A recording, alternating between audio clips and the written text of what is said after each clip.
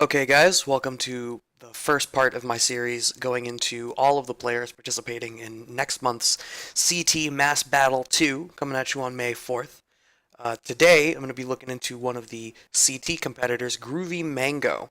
GroovyMango is a Colleen player from the Connecticut area. You can primarily see him at the GreatValueSmash events, who were kind enough to let me use some footage for this analysis series today. In this series in general, I want to try to look at what the player's strengths and weaknesses are, get a sense of their play styles, what it looks like when they're winning, what it looks like when they're losing, and use all of that to try to inform what we can expect from this upcoming event next month. So with GroovyMango, I looked over some of his previous tournament results, and at the time of the recording, across approximately the last 10 GreatValueSmash events, GroovyMango's won 4 of them. And in every other event, he has placed 4th or better, except for one event that I found where it looks as though he left early. Um, Typically, when he's losing the GreatValueSmash events, he's losing to Cheeseburger, Island Boy, See Ya, and in one event, I saw him losing to a guy named Scumbag Marco. Um, and across at least 10 or 15 different Nemesis events brackets, uh, everywhere I see GroovyMango losing, it's to one of those 3 names, or 4 in the case of Scumbag Marco. Cheeseburger was invited to CT Mass Battle last year. He is not participating this year, insofar as I'm aware. The other 2 players in Island Boy and Sia are not invited yet, but they could still qualify through the last chance qualifier on April 23rd. The other notable tournament thing that I've seen is I know he came to Traveling Controllers Awaken Week 5, which is probably the most prominent place we'll have seen cross-pollination of him against some of the participating mass players, where he got a 9th place finish, and he lost to Volcanic Akuma and Hambam, Hambam, of course, being one of the mass players invited to this event. So we're going to be looking at 2 sets from GroovyMango here today, one of which is going to be a set that he wins against a Cody player in Mr. Corey Trevor, and one set in which he loses a winner's final set against Cheeseburger. Now, forgive me, I recorded some of these piecemeal and I'm editing them together after the fact, so a couple of times in the Cheeseburger set, I may make reference to a grand final set wherein Cheeseburger wins and then GroovyMango brings it back after the bracket reset. That was another video that was on my short list to use, and I had simply forgotten in doing the analysis that I had the other one pulled up. So you'll forgive me for that mistake as we step into this. This is GreatValueSmash does this thing where they get local capture from some of their setups without commentary, so there shouldn't be any commentary over this right now. See, straight off the bat, gets the nice jump in on the Hailstorm.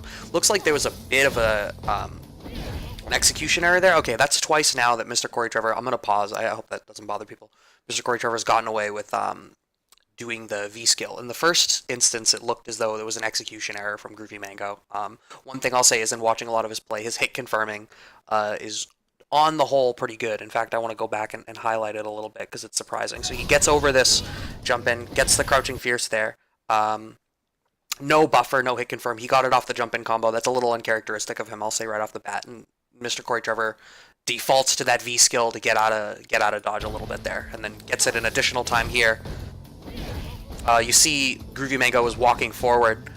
One thing I find GroovyMango will do a lot, and there's that buffer and hit confirm that I was speaking to, that he's so good at. That's a very common frame kill that I see in watching GroovyMango's play here. That dash forward after some of those knockdown situations and the standing jab into the crouching strong. I see him go for that a lot.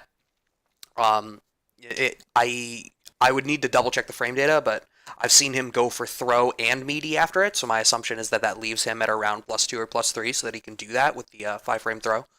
And here, just locks on wake up, locks him back down, gets the target combo right there, doesn't go into any parabellum, but the counter poking with the V skill, especially in a matchup like this one, when Cody has the bar, EX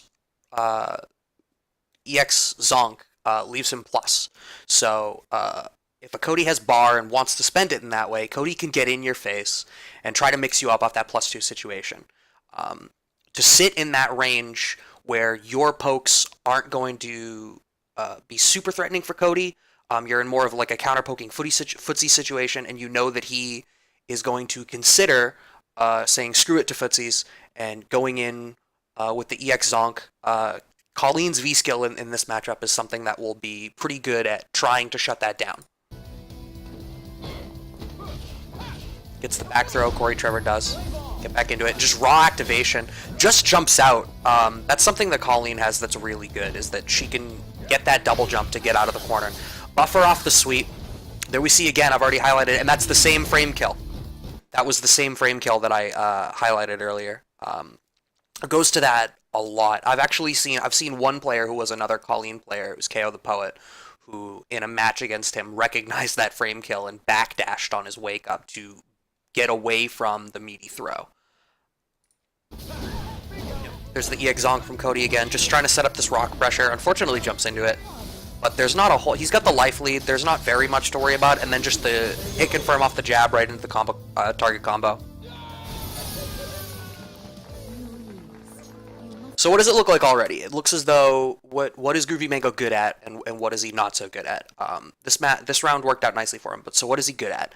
His hit confirms are solid, he's converting a lot of his stuff into the damage. His meaties are tight. If this Cody player got impatient and started hitting buttons on his wake up, it would be a bad time. Yep, it's the crush counter, no follow-up. That time, so I get the impression that he felt as though it was going to work a second time, and that's why he went right into the vanish step, because I believe that's how you're intended to follow up a crush counter stand fierce, as Colleen. Yep, logging on defense, going for that stand fierce again, this time in a space that doesn't quite work out for him. There's the V skill again from Corey Trevor. Safe jumps at that time. Finds the hit confirm. That's another really common, even automatic, in automatics content, he has, sorry for pausing again, he has a whole series of like training mode games to play as a Colleen player, and one of those is going from the crouching strong into the standing medium kick target combo, and being able to hit confirm that off of counter hit versus regular hit, hitting on the first hit, hitting on the second hit. Really important skill for Colleen players to have, that really helps her to maximize her damage and her V-trigger gain. There's that EX Zonk again. But so when Colleen's in that V-trigger, she gets that mid-screen whiff punish that's so fast in that that V-trigger activation move, the little ice lance move. Gets him right back into the corner with the throw.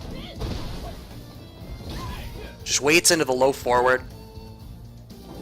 So at this time, any hit will do it here, for especially now that he's got the roundhouse there. Any hit into super, any hit confirmable thing into super would have done it. I think that roundhouse was intended more so to just keep him in place.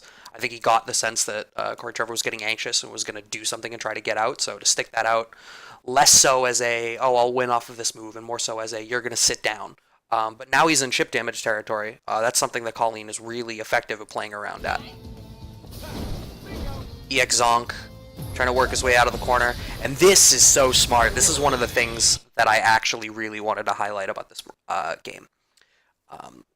Is the way he blew up that less than stellar V-trigger activation. You know, any hit will do it. He's got the V-trigger activation in Raw. I actually, frankly, don't quite know why he would have done that in that situation, because it's not like he can get much off of it. I suppose it's a situation wherein one is just doesn't want to die with all of their resources. But so they jump right into the second game. Sets up that hailstorm. There's that vanity step again. Or, I'm sorry, the V-skill. And there we are. See, that's the same hit confirm situation there. So that time, instead of the crouching strong working and finishing the target combo, gets the counter hit, standing medium kick, and that combos into stand short. Hit out despite the frame advantage after light parabellum, though. That's interesting. So a little out of range there is Corey Trevor for what he's trying to go for. This is the first time we've really seen in this set GroovyMango go for that sort of EX parabellum into the vanity step sort of set play.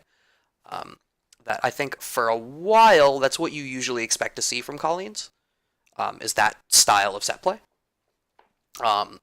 Especially with the strength of the V-trigger too, you get that crazy left-right set play, and that super crazy horizontal momentum.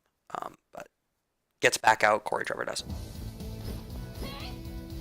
really using the extended range from that V-Trigger one. Just finds the stand fierce, but nothing really for him. Full screen low, and here we see that's the patented V-Trigger 2. That's like the... I mean, that's the combo video Colleen set up, right? You know, that's what you expect to see. That's what turned everyone on to Colleen after V-Trigger 2 came out, was stuff exactly like that. And the way that it enhances her punch button ranges, combined with her extremely good linear horizontal mobility, you know, that's just great, just well executed. Round 2. So going into what will be spoilers, the final round. Looks as though all 4 rounds he's really opened with that hailstorm. Gets hit meaty that time, but finds the counter. So that's interesting. That was, I think, 3 or so consecutive wake-ups where Corey Trevor was going for meaty pressure. In fact, I'd be willing to wager that I couldn't rightly say what GroovyMango was doing on that second wake-up situation where he got counter-hit. But at that point, once you see that that's the mindset that they're in, a good presence of mind from GroovyMango to bring that out for the bar, for the EX counter. Just like that, he steals corner. Now, I wonder if that's intended to hit meaty and he just mistimed it. Looks like if he was a couple of frames later, then the towards medium kick would have hit overhead and been meaty. But works out for him anyway in the twitching afterwards. The same frame kill. Same one again. Walk forward for a couple of frames. Do that.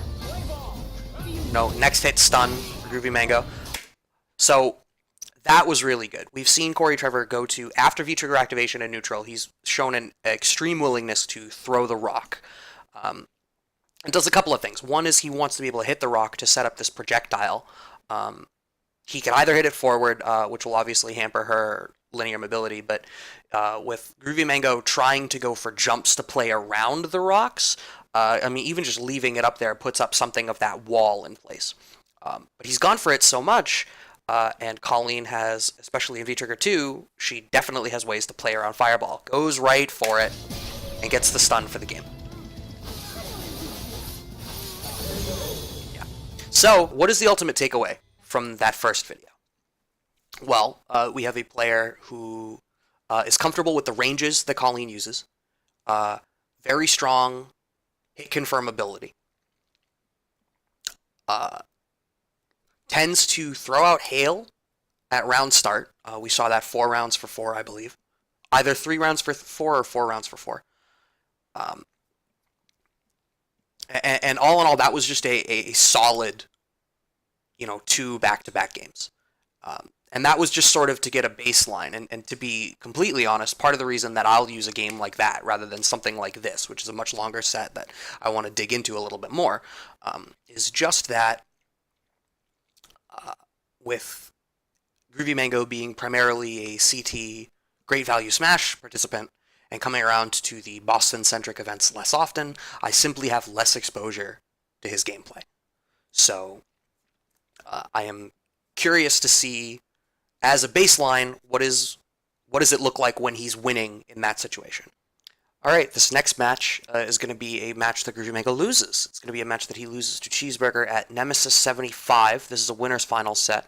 I alluded in the intro that Cheeseburger is one of the players on the short list that GroovyMango is losing to when you look back over his tournament placements. I'm re-recording this intro here because when I did the analysis over this video originally, I had mistakenly identified it as a separate set that I was considering using. So somewhere in this analysis, I might make reference to a grand finals set or a bracket reset. You can ignore that.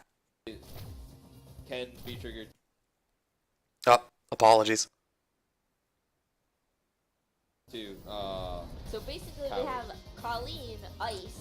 Yep. Ken is fire. Oh my god, you're right. The battle of the elements here. Thanks again to GreatValueSmash for letting me use this footage. I tried to reach out to everybody that I'm about to use for this intro stuff. So thanks to them for letting me use this. Yeah, so I feel like I alluded to this in the match against the Cody player, who unfortunately right now the name elude me. I am recording these halves at separate intervals. GroovyMango likes to open with that hailstorm, I feel like. Okay. Finds the back throw, into the forward throw. That's another series that I feel like we see a lot out of GroovyMango. Back throw right into forward throw. Shows a lot of respect on Wake Up from Cheeseburger to know that that's coming. Finds the V-trigger into the back throw into the corner. And now GroovyMango's going to have to deal with this on Wake Up. Okay. That should be dead. Okay, yeah, no, that's the first round. Stun and gets DP. Yeah, it doesn't feel like, I mean, a couple of big counter hits, and Cheeseburger just kind of got him in the corner and won off of it. I don't know that GroovyMango lost neutral necessarily. Nice whiff It's all punish. about a game of how long can he keep the hot dog on his head, and wow. Yep, and a nice hit confirm. I keep saying this, but GroovyMango's hit confirms seem really good. Finds the media hailstorm. So much delay! Wow! And corner position. Wow. Oh no, okay. Wake Up DP from Cheeseburger. Interesting. Yeah. So I'm gonna pause for a second because after getting that EX Parabellum, that's normally a spot where you see a Colleen do anything. I mean, you might see, if you want to go for damage, you go for the air throw ender. You've got the sweep ender. You've got the light Parabellum ender that all give you different Oki. I almost want to say it was an execution error to not follow anything up, and then Cheeseburger just detecting the scrambled as the wake up DP. That's my immediate assessment. Ooh, dash forward, low forward, okay. It's just because I know. Challenging that forward momentum now is Cheeseburger, and just like that, GroovyMango stuck in the corner. Nope, finds the low forward V-trigger. Okay. Here, that's more typical. Alright. Right, neutral jumps out of the throw setup. That's interesting. With half a bar of V-trigger. Yeah. Ken with full V-trigger. And full, yeah, exactly. Oh. Wow, that could have been it. Okay. That was too far. I don't know what he would have got off that though. Oh man. One tiny bit of. Oh, Yeah, I mean, that's. Before I could even say it, Cheeseburger a step ahead of me. At that point, GroovyMango. So there was two things that was really interesting about the end of that set. First of all, once GroovyMango popped V-trigger and it reset back to neutral, Cheeseburger played in a similar way to we sometimes see people playing against, say, like a dictator or a boxer, wherein the comeback sort of needs to happen with these far-reaching, very fast and hard to react to horizontal hitboxes. So with Boxer, you see it in dash punches. With a Dictator, you'll see it in like scissor kick or sweep into V-trigger, and then following up off of that. With it having reset to neutral, GroovyMango's in a position where he's going to use the skates, as it were, to try to make something happen. And we see Cheeseburger going to neutral jump in those ranges because that is an effective option to try to play footsies around those really far-ranged horizontal moves, where instead of trying to dance around on the ground against these super fast moves, instead you just neutral jump it. And we see it working out for him. And then obviously GroovyMango tries to set up the hailstorm and gets chipped out for his trouble. Wow. That was smart. You know, I really wasn't even thinking about chip, but I should have been, clearly. Yeah. So So far it looks like it's not that GroovyMango's did poorly that first game. I think Cheeseburger just got the better of him in a couple of scrambles, and he found some great neutral jumps. In fact, there were a couple of situations where he was neutral jumping the throw, and I think GroovyMango, you know, once he had discovered that Cheeseburger was blocking, he was going for the throw more, and Cheeseburger already ready for that adjustment. Back throw from GroovyMango, back forward throw, okay, does it again. We saw the delay tech from Cheeseburger. GroovyMango rather didn't walk forward far enough to get the throw, but there was the delay tech from Cheeseburger, so he's wise to GroovyMango's back throw, forward throw sequence. plus now, does that count as Finds the back throw again. Does he go for a meaty? Nope, delay tech I again. don't think it counts as armor. Yep, and finds the jump out. Goes for the parry. That's the first time we're seeing that, but that's something Cheeseburger needs to keep mindful of. Nice stagger pressure there. Gotta commend him on that. Going for the throw again. I'm intrigued at the reliance to go for the throw. I mean, he had just committed off the counter hit jab, I think. Yep. What's the setup here? Goes for the throw. Ooh. Puncher in the face. GroovyMango finds his way out of the corner. He's got all the pressure here for him now. Yeah. That'll like whiff punish everything. Go for the damage ender. Yeah. Yeah, okay. Alright, so that worked out nicely for him. He found... I mean, he capitalized on the delay tech, is really what happened. Okay. Good fireball. Yeah. Setting up that hailstorm again. I'm really not sure how it Really comfortable trying to advance behind that. matchup, but can't be bad. And Cheeseburger's doing a good job of challenging that forward momentum with that stand roundhouse. Big crush counter. Oh no, drops the link. That's not what you want to say. Heavy DP into light DP? Or heavy Tatsu into light Tatsu? Oh, overcommits. That's going to be that round. I mean, that's true. And that'll do it. If only we had Chris Terry in here. He would help us out. Yeah, I mean, he was in a rough spot there. You know, he was sort of losing the momentum that he would have had off that V-trigger. I mean, it's good in the sense that Cheeseburger had to blow all his resources to secure the round. Kage? And I think. EX Parabellum. Overcommitting again, and this is uncharacteristic of GroovyMango. In the matches that I've watched, he seems really good at keeping everything tight. Oh, okay. So that's... Cheeseburger's cluing into the fact that GroovyMango has increased the gaps in his frame traps deliberately to blow up Cheeseburger for trying to throw tech. Because we saw, I had alluded to it in the last game, these wider block strings. And Cheeseburger, wise to it, challenges with the standing short as GroovyMango tries to walk forward. He's so stingy with his meter, but he lands a super like once a game. Like, There you go. Oh, and he blows up the EX counter. Oh, the shimmy! He got Wow. it. That's going to be big. He's going to have to go for a reset, though. Oh, that's an unfortunate drop. This is big. Finds the meaty hailstorm on that setup. Okay. Yeah. Yeah, I mean, you have to V-reversal there, right? And then the neutral jump again. So that's, once again, it's the same thing. You know, it worked for air-to-air purposes, but if GroovyMango had overcommitted to one of the bigger ground options that she would have had, like dash forward, ice skate, low short, or dash ice skate, We got Ken emotes? overhead kick, Yeah. it still would have caught him. Oh, and he said it And with it being medium kick, depending on the spacing, he may even have hit cross up as GroovyMango slid underneath. GroovyMango taking a second here. Chat full of Ken experts. We're at 2-0 Cheeseburger now, and what it looks like is it's good use of neutral jump. GroovyMango's biting in the frame traps, it seems. We're seeing a lot of stand fierce crush counter and stand roundhouse crush counter from Doug. Oh, is it? I got excited. Finds a nice jump in. Oh no, overcommits. That move doesn't hit crouchers. Here, he plays Ken, so he'll be our Ken Alright. reference expert right now. So.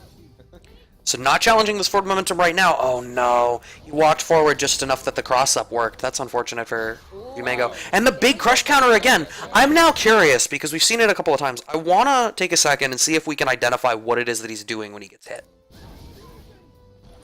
I'm even going to... Bear with me. I'm going to slow this down. I hope that's enough. Okay. Backdash. Alright, so he's scared of throw, so he backdashes because he doesn't want to deal with throw in the corner. And that probably explains why it seemed like the stand fierce was a little late. Wow. That seems like a hard player read too, because he's gotten it so many times. Wow. I wonder if Almost ready with the option select through the corner. Really close. I'm gonna get Back a throw.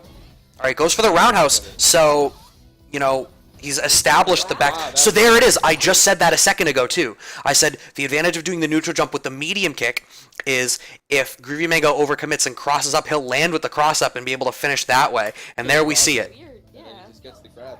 Alright. It's gonna be last round. Possibly for Doug here. Hey, Oh no, I'm sorry. This is the winner's final set. I think if we got those two shimmies, that was really big damage. Now it's like, Yeah. Now it's in his head. yeah. Am I gonna throw you or am I not gonna throw you? Oh. See the dash is in, the dash is. Yep, frame traps in the corner.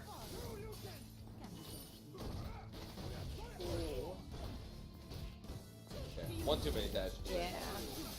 Now a I chance don't- for I don't Aaron. think he meant the double dash. Finds the no cross up. Goes for just the empty short. Oh my god. It's gonna be huge. He's gonna get stunned here, but so much damage scaling. What do you do? Damage. I don't think Is there he gonna be a meant- reset coming? No, just goes max. Get the meter built, Great I guess. spot for GroovyMango here.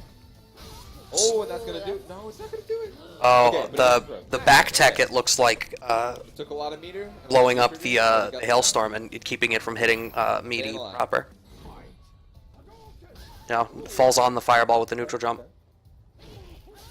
That's something kind of new too. Cheeseburger hasn't really gone to fireball very much. I think he tried once or twice earlier in the set, but GroovyMango got a nice jump in for it.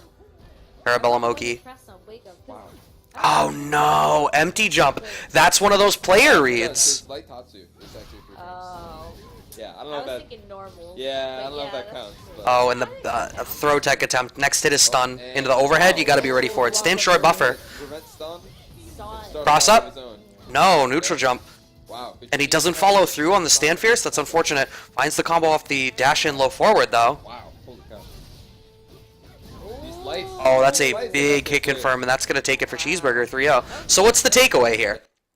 Cheeseburger got a lot of strong hits once he was able to corner GroovyMango. GroovyMango's defensive options seem to be either delay tech, backdash. He went to a couple of times and got crush countered for it. He didn't bring out the parry too much, but it only worked out for him approximately half the time. You know, especially if you're not comfortable trying to anti-air, you've got the anti-air parry available to you, but it was almost as if the one time GroovyMango went for it, Doug recognized that he was in a spacing where GroovyMango wasn't going to try to crouch fierce anti-air. It was instead going to go for the parry. Instead goes for the empty jump. And that's sort of the mix-up with Colleen, right? Like, if you're playing cognizant of the parries, the answer to it is to do nothing or to throw. And that catches so many other things, too. Like, a delay throw will catch you if you're just blocking. If you're, if you recognize that they're delay teching, you can, delay and embed your shimmy inside of it. Like, if your shimmy is also beating your reversal option, it makes it that much more dangerous.